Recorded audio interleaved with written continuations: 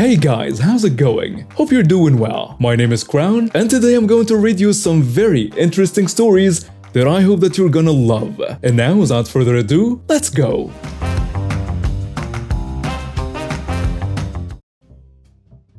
This is a story as a result of a PCS move, military move, back home but still active duty, and the nonsense that ensues.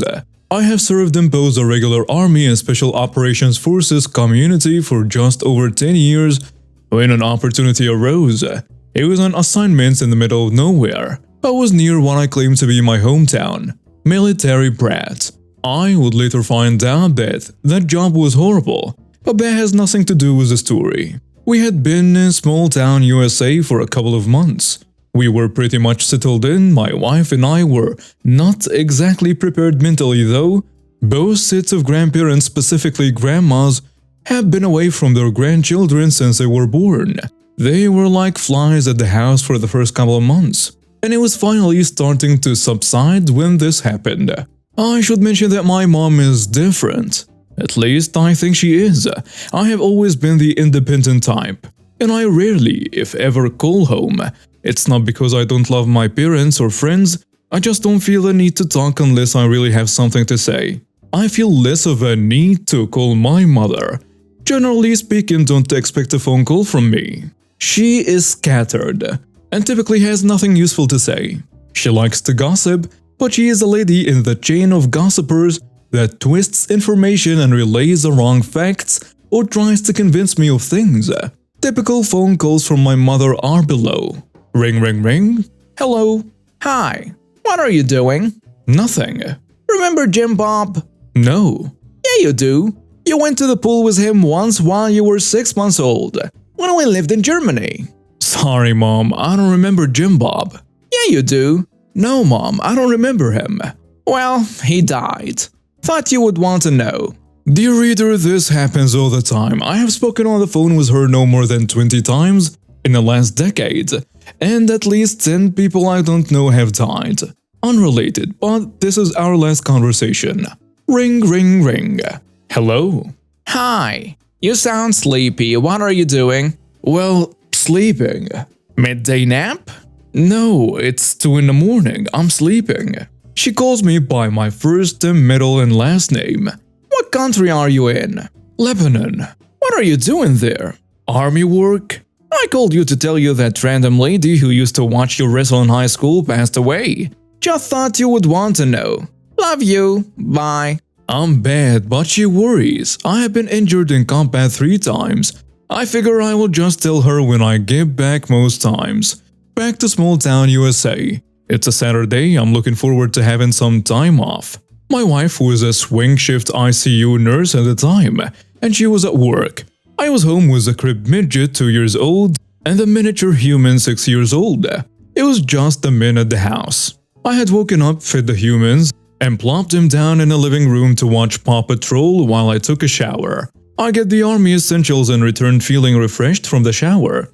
I conduct another inventory, but something is missing. Cake? Crib midget is missing. He is a bipedal monster, so I don't think much of it. I just ask Kelly, mini human of 6 years old. I ask him where his brother is, and I get the typical shoulder shrug response. Great. I now have 3,200 square feet of house to work with. I will systematically check the house, either finding him in his room watching TV or exploring the cleaning products under the sink. The first sweep was unsuccessful. The second sweep was unsuccessful. I now enlist the help of Kelly to find the speed demon. We are now about 10 sweeps in and I'm panicking. I've talked to my wife many times on the phone. We have had the lost conversations. Babe, I lost my car keys. Do you know where they are at? Babe, I lost my army thing. Do you know where it is? No husband ever wants to call their wife and say, babe, you know that bipedal toddler we have? Yeah, that one. Do you know where it's at? I was there though. The house we lived in was old. The locks on some of the doors were different. Very old and some were complicated to open. Kate could not penetrate the front door. It was just not physically possible. This dude is Houdini. He was an escape artist. I was at my wit's end. I had to call my wife. And the conversation went exactly how anyone would expect it to go. She was worried, she was hysterical. There was no way I would ever hold that #1 dead coffee mug ever again. I did one last sweep under the direction of my wife, but it was now time to hand in my man/parent card and call the police. 911. Ring, ring, ring. 911, what's your emergency? I lost my son. Sir, you lost your child? Yeah, I took a shower and now my 2-year-old is missing. I have checked the house and he is not here. What is your location, sir? I tell her the address. What is your son wearing? Thomas the Tank Engine shirt. Blue. Diaper. Where did you last see him? I have a large bay window, very large. Something caught my eye, the reflection of sunlight that bounces off cars screams through the window when they pass or park. A car had just parked in front of my house. It was my mother. Great. I'm now about to have a mom conversation, and this is how it would play out in my head. By the way, this is in my head, it didn't happen. Hey mom. Hey, remember that toddler I had? Yeah. Well, I lost him. Bye. I'm dreading the fact that I have 911 on the line and I'm about to tell my mother the dreaded news. Then I see it. What was it? Cake. My toddler. I kindly explained to 911 that I had found my human. Now I was only a bad father in the eyes of my wife and the entire dispatch center. I was seething with anger. I'm a happy-go-lucky guy, super calm, even in firefights. I simply don't stress out about much. This was not the case. I go charging out of the house. What in the hell do you think you're doing? Mom, calm and shocked? What? I just went to the grocery store. With my child? You took my child? Yeah, I stopped by and asked if the boys wanted to go, and Kik did. You stole my kid, Mom. Stole my kid. She chuckles and says, No, I didn't. I asked. Kik wanted to go. Kelly didn't. I told Kelly to tell you. Side note, Paw Patrol is like a trance for your kids. The damn rapture could happen around kids while watching cartoons, and they are unaware. God forbid the cable goes out though. Then the real chaos starts. I'm a war fighter with 14 combat deployments. I have said Daddy doesn't want to watch Barney for the 20th time today. Exactly once. There are some fights that just are not worth it. I ask her, You told Kelly? You told my 6-year-old to relay a message to me? You thought that would work? Did you make that message contingent on a toy? Because he didn't know where his brother was. Well, I told him. Mom, you stole my kid. Then she said it. I'm Grandma. I can take him. Mom, you stole my kid. I just took him. It's not called took. It's called kidnapping. I didn't kidnap him. You walked into the house, asked 2 children if they wanted to go. Told one to relay a message to me. Why did you not ask or tell me? I screamed out, thought you knew. It went on and on with her trying to convince me of her point, but I was not having it. I was beyond mad. I called my dad to get his opinion and he just laughed. Grandma is in trouble. She was leaving anyways. I couldn't kick her out. It didn't even concern her mentally. She was oblivious to the gravity and severity of the situation. I was not done yet though. It just so happened that this specific weekend was a 4-day weekend for me. I had the next 2 days off with the boys. My mom was unaware and she called on Sunday and asked what time I was dropping the boys off. Ding! Light bulb moment. We had just adopted a new dog that was great training. Let us capitalize on this. I say, do you think you can watch the boys at the house so you can take Lola out? I don't want her in the cage all day. Sure, I can do that. Great. Now my mom will be at my house. Even better, my dad will be at work as well. The day. My mom arrives at the house, still oblivious that I was still angry. No worries, I now have 12 hours to work out my frustration. I depart the house and promptly arrive at her house. Find the spare key and let myself in. I reorganize everything, I mean everything. It didn't take long to do the living room. I moved the couch, I moved the love seat, I moved my father's chair, the coffee table, the TV, everything. Everything gets rearranged. I even moved pictures from wall to wall and used sticky tack to hang them upside down or wonky. Moving into a new place can be a hassle during military moves. I love cooking. The kitchen and wood shop are my sanctuaries. It is such an annoyance to move into a new kitchen and get things where you want them. What's not a pain? Reorganizing someone's kitchen. Everything from top to bottom was reorganized. The powder room was close to the kitchen, so I put plates under the sink in the powder room and toilet paper in the kitchen drawers. Again, everything was moved. I worked my way through the house, ensuring that nothing was left untouched. The only room I didn't enter was the master bedroom. I am one of 3 siblings. I was not interested or mentally willing to screw with that room. I did, however, take great pride in her cricket room to ensure that I moved everything.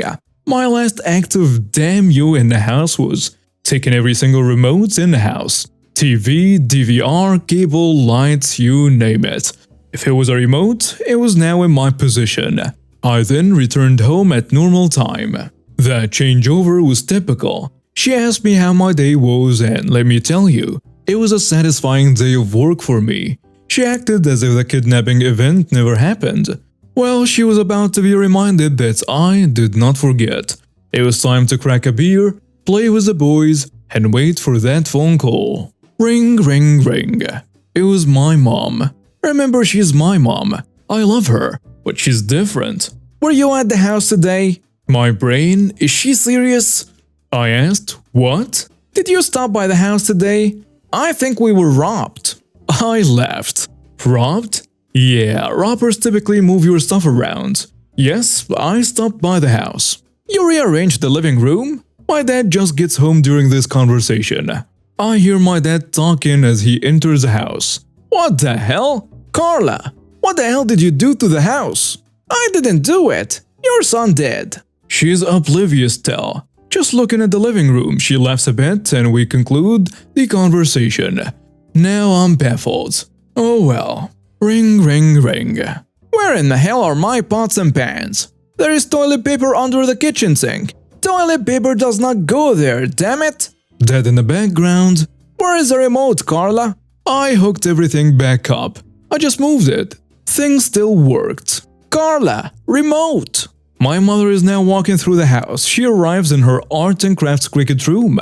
And again, she calls me by my first, middle, and last name. What the hell did you do? I reorganized everything for you. Oh my god. Pause. Carla, Carla, where is the remote for the TV? So she asks me, where is the remote? Oh, I took them. I called out your name. I thought you heard me. She now explains to my father. Now there is hysterical laughter in the background. I'm on my way over. She tells me. She arrived at the house. I am willing to break bread and settle this under one condition.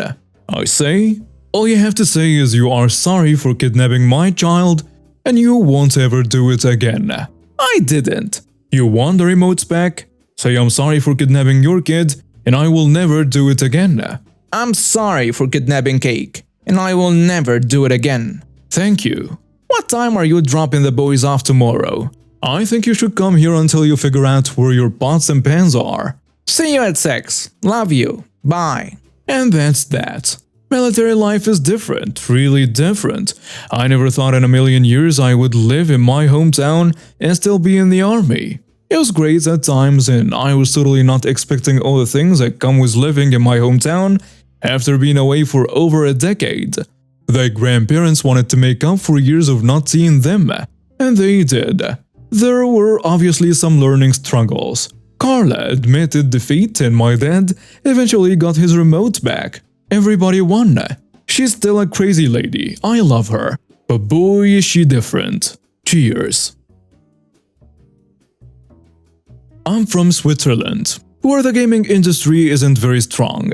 So I went to GameStop to get myself a copy of 2K22 for Xbox. I wanted the game on desk because I have an Xbox at my dad's and my mom's house, and I can play it on either console if I have it on desk.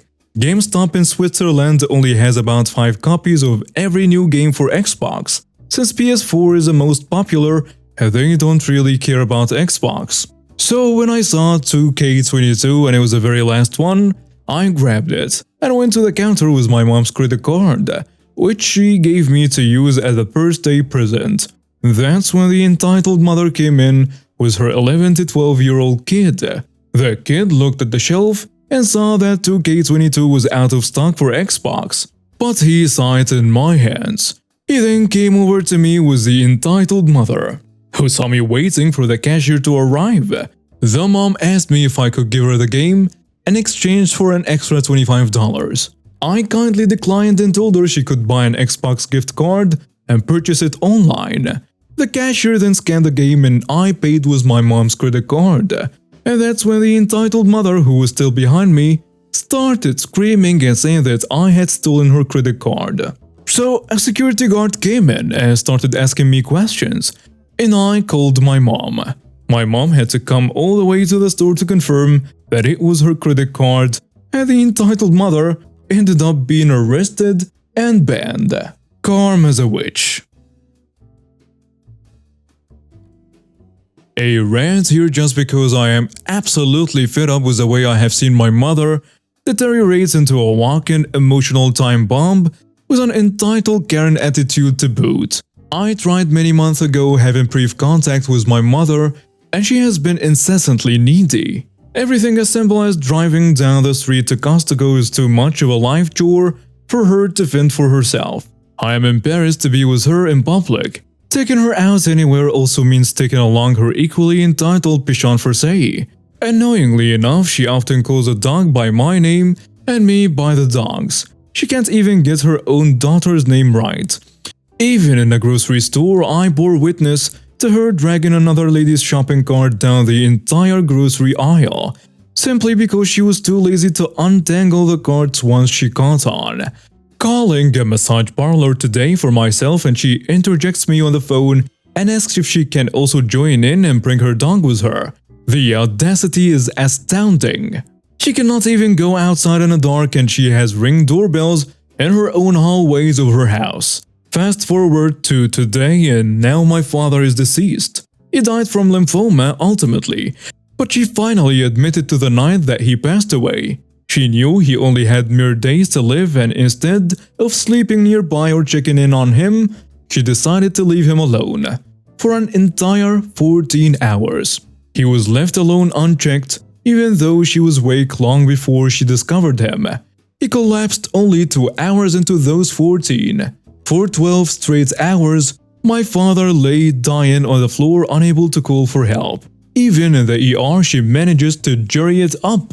She was advised that she should take the remaining time to spend with her husband and to not let the hospital go through with the chest compressions to possibly save his life. Even his treatment doctors had advised her that this would likely kill him and that she should just let the staff know immediately to prevent any mix-up. Instead, she spent 3 hours on the phone calling her friends for advice. Ultimately, the hospital had to do the chest compressions in accordance with policy and he died from his lungs collapsing. Even when my father had a stroke in 2014, she decided it was appropriate to call me for advice before calling 911. She defends all of her actions by saying that, because I was focusing on my career and my own life, she was forced to make decisions on her own. It was my fault and my responsibility as the only kid to have just known my father collapse at any moment, and just be there. As the only child, I need to be referring to both of them and do everything and anything under the sun as they command. She had never called once even after he passed away. She's mentally unstable and entitled, and it boggles my mind how I even have the genetic makeup to be related to such a despicable human being. And now we have reached the end of today's stories. Thank you for watching and see you next time.